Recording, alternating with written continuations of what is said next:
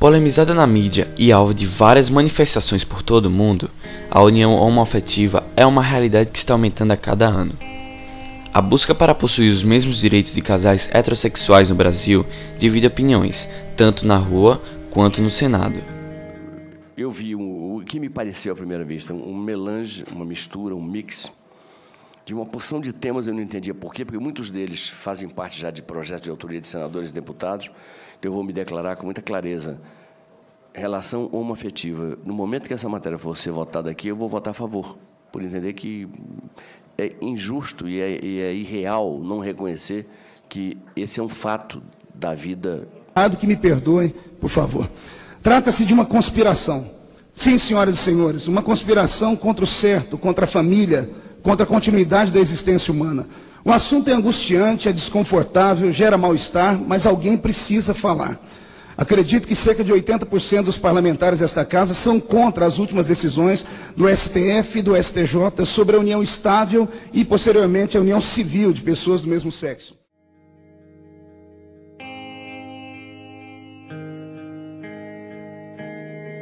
Fomos às ruas ouvir a opinião da população sobre o assunto, que também envolve violência e preconceito. Afinal, você é contra ou a favor da união homoafetiva? Não sou contra, eu respeito. Eu acho que todos os indivíduos merecem e têm direito ao respeito e às suas escolhas. O que vale não é a pessoa ter preconceito, o que vale é você ser feliz. Sou a favor do casamento, porque as pessoas devem amar o que elas realmente gostam, que elas tenham aquela certa afetividade, aquela certa... aquela coisa apaixonante que você sente por uma pessoa. Não importa se ela é velha, se ela é homem, se ela é mulher. Você tem que ter uma coisa. Se você gosta daquela pessoa, casa com ela, fica com ela. Não importa se ela é homem ou mulher. O que você gosta, você tem que fazer. Você não tem que levar em consideração pelas outras pessoas. Ah, ele é gay, não vamos falar com ele. Ah, não sei o que. Não, a você, só que se ele só gosta do sexo oposto a você, claro.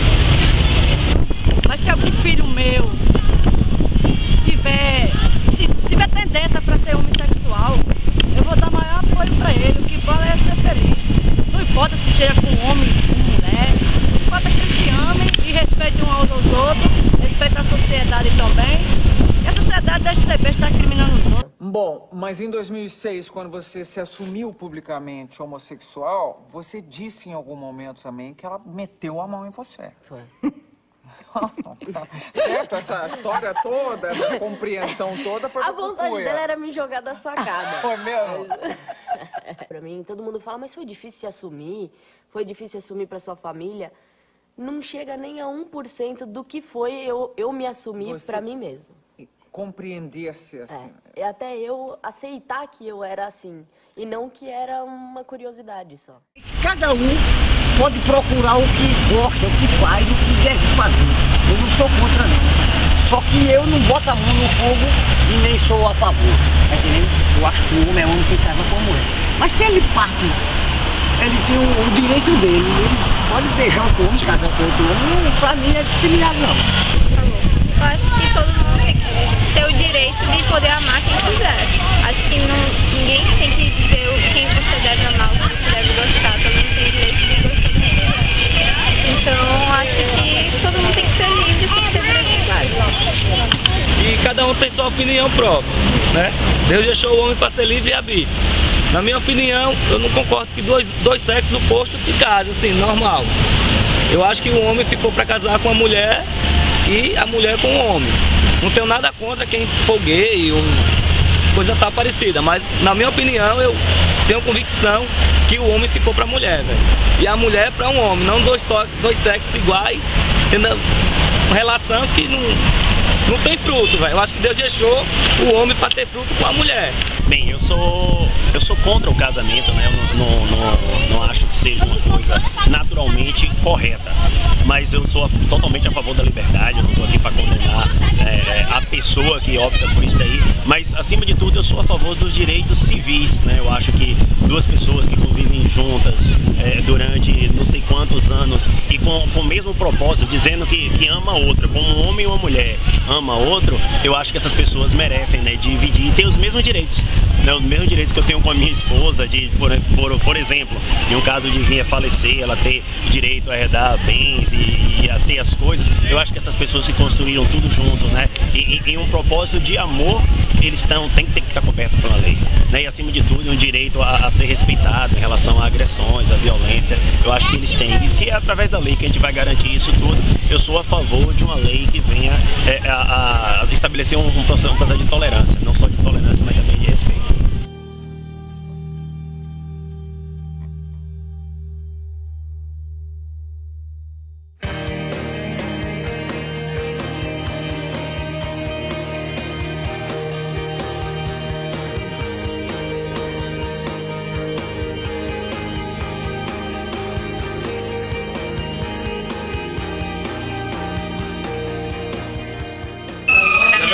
Assim, eu não posso falar em nome das outras igrejas, né? Nossa igreja, nós temos uma posição que é baseada nas escrituras. A Bíblia, a nossa igreja é a Igreja Bíblica Batista Esperança. Então as nossas posições são baseadas na Bíblia. A Bíblia vai dizer lá em Gênesis, capítulo 2, versículos 23 e 24, ela vai instituir a família. E a Bíblia diz assim: por isso deixa o homem pai e mãe e se une à sua mulher, tornando-se os dois uma só carne. Então nós vemos aqui que a Bíblia fala que o homem deixa a sua família, pai e mãe, e se une à sua mulher. Ou seja, a Bíblia trata o casamento como sendo uma união entre sexos diferentes, né? Entre homem e mulher. Essa é a postura da Bíblia, né? O livro de Gênesis fala isso, e Jesus Cristo, lá nos Evangelhos, vai falar a mesma coisa. Em Mateus, lá no primeiro Evangelho, Mateus capítulo 19, Jesus vai repetir essas palavras, né? Quando ele está tratando sobre casamento, ele diz assim: então respondeu ele: não tendes lido que o Criador desde o princípio os fez homem e mulher, e que disse: por esta causa deixará o homem pai e mãe, e se unirá à sua mulher, tornando-se os dois uma só carne. Mateus 19, 4 e 5.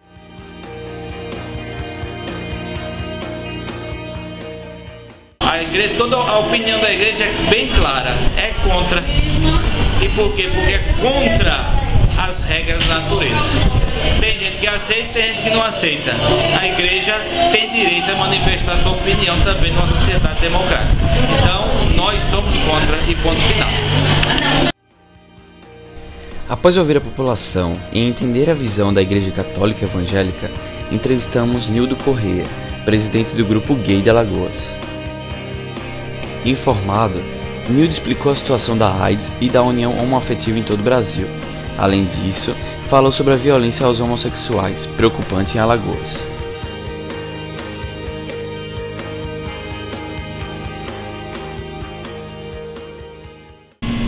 Que é LGBT? A LGBT é a sigla usada pelo movimento LGBT para denominar a questão né? Lésbicas, gay, travestis, transexuais e bissexuais.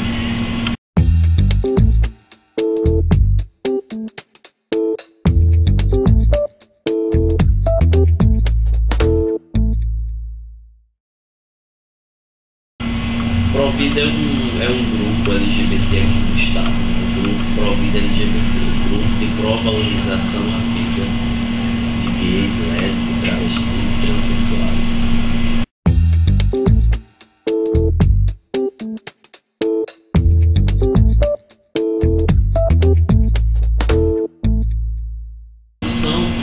Do movimento LGBT em geral, do grupo Provida, do grupo Gay de Alagoas e de outros grupos LGBT em todo o país, é a questão mesmo de cobrar políticas públicas afirmativas voltadas para o nosso público-alvo, né, o LGBT, e lutar por direitos iguais para esse segmento.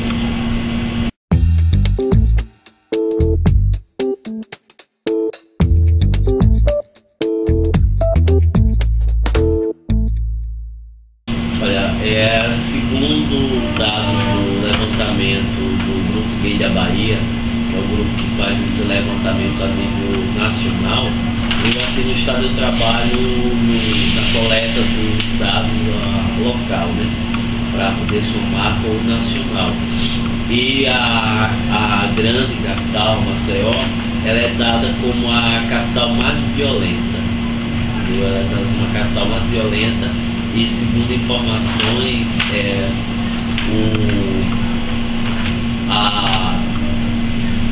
a vulnerabilidade é muito grande dentro dessa capital, e é em torno de quase 4 vezes mais fácil a incidência de crimes e entre outras. Então aqui seria mais perigoso. Sim. A capital é dada como a capital mais violenta, voltada para a capital que se chama mais complicada para um LGBT viver, e o estado de Alagoas, pela 10º ano consecutivo, ele é dado como o estado que mais se mata, inclusive com requinte de crueldade.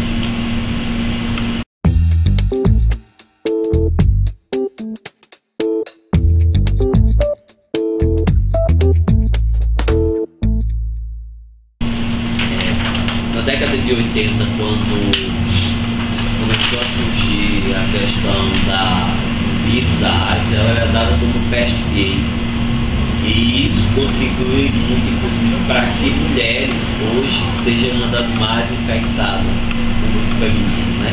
Por causa dessa cultura, achar que só o gay poderia transmitir ou contrair o vírus, o HIV. Com isso, as políticas elas foram falhas. Mas mesmo com essa política mais voltada para a população LGBT, o número de incidências de casos de AIDS ainda é muito grande, voltado inclusive entre os jovens gays, entendeu? Jovens sem informação, toda aquela questão. Mas aí, infelizmente, a população feminina hoje é quem mais predomina a questão do caso de pessoas infectadas. Mas a população LGBT também ainda está um pouco elevada.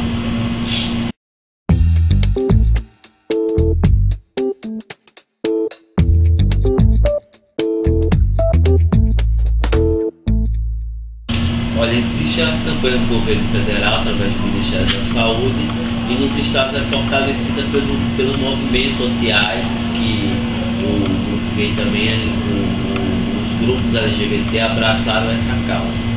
Então existe essa questão, essa política, por exemplo, entrega de preservativo, gel lubrificante, palestras socioeducacionais, entre outras ações que nós desenvolvemos, voltado mesmo para tentar o trabalho de conscientização dessa população.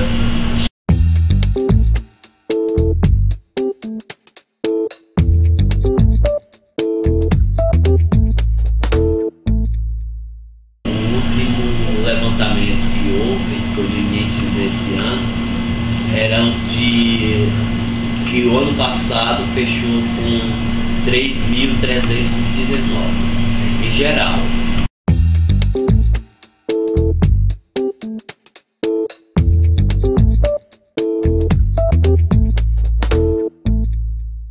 Olha, a Paraíba foi o 13º estado, ontem no caso, a regulamentar a questão dessa lei. Ainda não é uma lei, na verdade, é uma resolução dada pelo Tribunal de Justiça. Infelizmente, para se tornar, Alagoas foi o primeiro estado a regulamentar, mas infelizmente, por não se tratar de uma lei, sim uma resolução tirada pelo Tribunal de Justiça, ainda se encontram muitas barreiras na questão, por exemplo, de alguns juristas ainda reconhecer a união afetiva entre casais e pessoas do mesmo sexo.